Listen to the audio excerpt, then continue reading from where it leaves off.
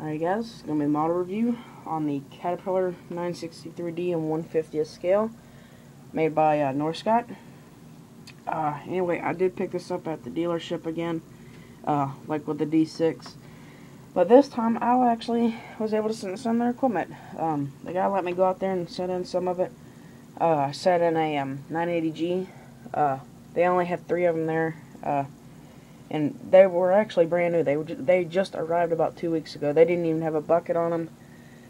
Still had cardboard on the flooring. And that's how I describe it. It still had that new loader smell. So, but that thing's actually pretty big. I will admit that. I mean, the tower is taller than me a little bit. I mean, I'm about 6 foot, and it was taller than me. And I think it's like 4 or 5 steps you have to take up to get into the machine. And then I bumped my head on everything I got into. I got into the 980 cat skid steer. I think it was like a 240 or something like that. It was a wheeled version, but hit my head and my back on that thing. And then I got into a cat 308 CCR, I think. I don't know. It was one of the newer versions, and the door was able to slide open instead of open like a normal door. But and I actually got the controls right on the first try. Anyway, the guy, he didn't even know how to raise the blade. But moving on, this is more on the loader. It is basically a wheel loader with tracks. And I think this kind of machine's more on like a land clearing / leveling dirt / earth moving. I mean, it's where this thing can't fit in. And in fact, Matt1234 wanted to see a comparison. So there you go. In fact, it's a lot bigger. The buckets are the same exact size, except the 963's got teeth on it for probably like root raking or something. Well, there's a root thing on the back, but ripper. That's it. But I mean, obviously it's gonna be a little bit bigger. About the same height. In fact, they got about the same cab, except this one's got the AC on the back. This is the newer D series instead of the C series. I kind of like the D series more because it's got the black top and black cylinders. There is one bad thing about this model, and I'll get to later. It's with the tracks. Go ahead and start off with the front. Your bucket. I don't know the exact yard on it, but it has teeth on it, and it even... no, it doesn't. Never mind. I was gonna say it has detail, but no, it doesn't. I've noticed this with the 963, or actually everybody's 963. The bucket has square, but on the back it's rounded, which is kind of weird. I don't know what that's called, ribs, I guess, or something like that. I mean, I heard Ryan say what they are, but I already forgot. That's probably like a little guard to keep stuff from coming out on that, on the linkage and all that. Your bucket, sorry about this, guys, trying to operate it with one hand, but your bucket does tilt really nicely down. And it even has a little groove where that linkage bar right there can fit in. And it actually tilts back really far, so if you're carrying a rock or something, it won't spill out. If you go on a bump or something, or if you're going like that, yeah, it's going to spill out, but it's pretty cool. Sorry, my allergies are acting up a little bit. You got a step right there, so you can access the pivot points for greasing, I guess, or if there's a central grease point, I guess. Obviously, your black cylinders, I like those on the new one. With the older version, it was yellow. Yeah, yellow. Yeah, what else would it be? Silver. Now here's a cool little thing. There is no engine, which is kind of the thing with the track loaders. Their engine's in the back because something can spill or a rock can fall over. And just imagine the front of it as a wheel loader, but tracks. Don't know what that is. Probably something important though. And here's another bad thing. Whenever you got your bucket curled like that and you lower it, you can't really lower it. I mean, watch. If you have it like that, it'll go down, but when you carry your bucket back, it raises up.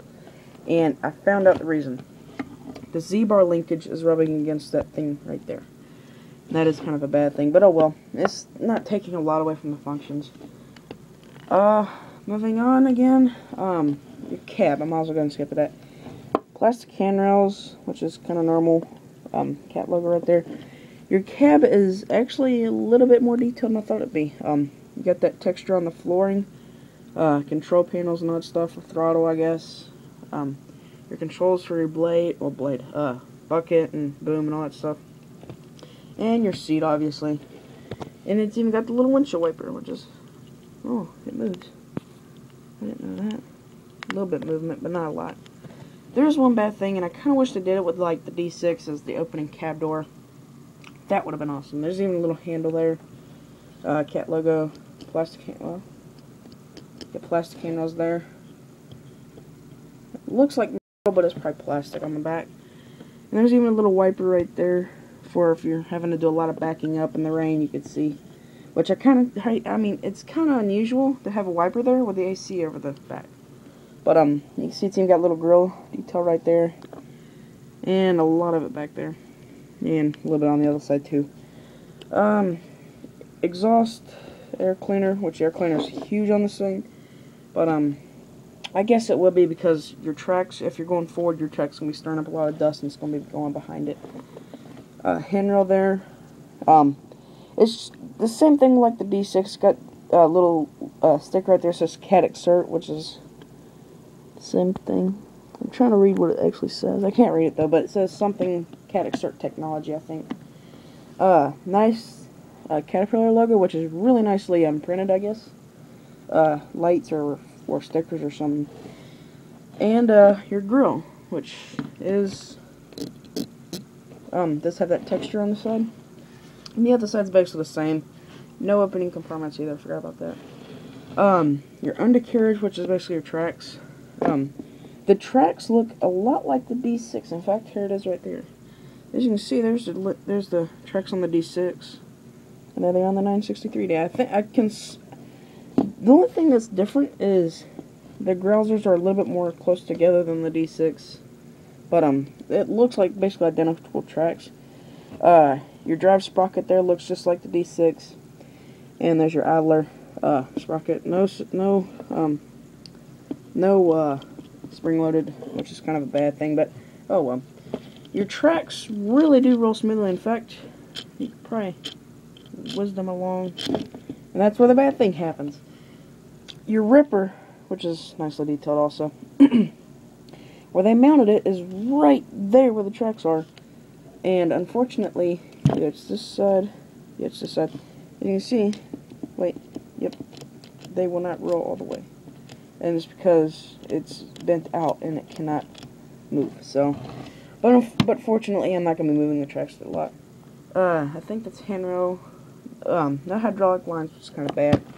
And there's cab lights and a Caterpillar logo on the front. Little small comparison between 963 and the D6K XL.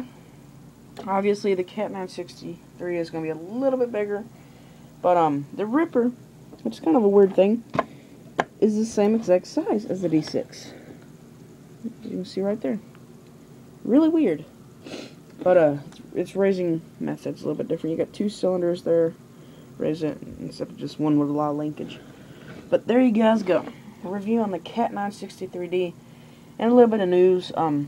Nathan, or Caterpillar 414, has kind of made me decide that I'm not taking a break. I barely post videos as it is on a daily basis, so who cares? I'll have a break almost every couple of hours, I guess you can say.